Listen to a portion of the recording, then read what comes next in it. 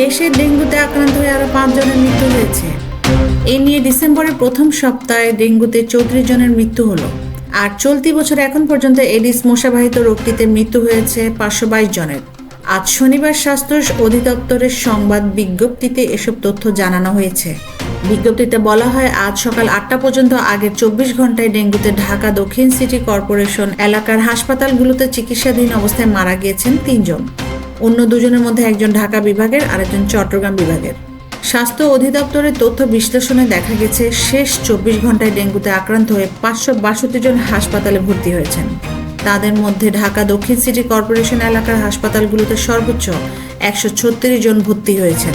স্বাস্থ্য অধিদপ্তর তথ্য বিশ্লেষণে দেখা গেছে, সব বয়সী মানুষ আক্রান্ত হলেও 16 থেকে 30 বছর বয়সী মানুষ বেশি আক্রান্ত হয়েছেন।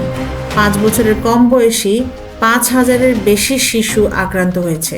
অন্যদিকে 80 বছরেরও বেশি বয়সী মানুষ আক্রান্ত হয়েছেন 267 জন।